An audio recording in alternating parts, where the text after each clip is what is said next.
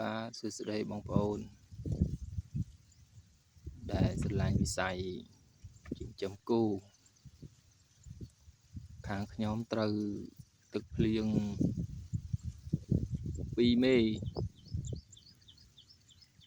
បាទ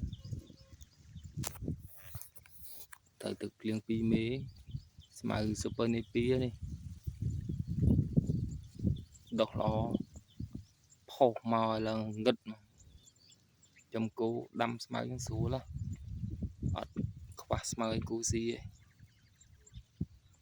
ហើយថ្ងៃនេះថ្ងៃទី1 ខែ 3 2026មកកាប់ស្មៅឲ្យគោមកគោយន្តទៀត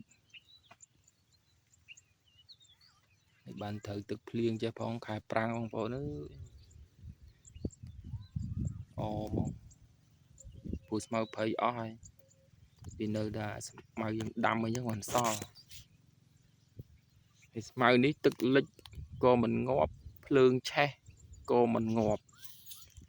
ហើយមើលភ្លើងឆេះហើយចេញមកឡើងតគោអត់មានងាប់ទេមិនភ័យព្រួយថាវាងាប់ទេហើយមើល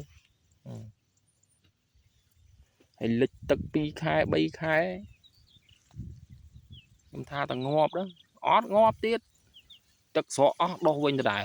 នឹងសិតលិចទឹកទៅស្មៅនឹងខ្លាំងមែននេះស៊ុប៊ឺនេពីឲ្យផលមកអាស្មៅនឹងហើយខាងខ្ញុំមានពូជចែកជូនបងប្អូនគ្រប់ដំណើរការទាំងអស់អូមើលនោះសិតស្មៅដុះឲ្យឡើងតគោបាទស្មៅដល់ដុះងឹតមកហើយគោយត់ស៊ីអាហ្នឹងកដោបអីហ្នឹងយត់ស៊ីស្មៅហ្នឹងដាក់ប៉ុណ្នេះកដោបដាក់ស៊ីខ្ទេចពើនេះពីដុះល្អមើលឡើងតគូឡើងអូអត់មានអីទេអ្នកស្រែមានថតស្មៅចែកជូនបងប្អូនទស្សនាកំដរការអត់សុខបាទប៉ុណ្ណឹងចាស់បងប្អូនជំរាបលា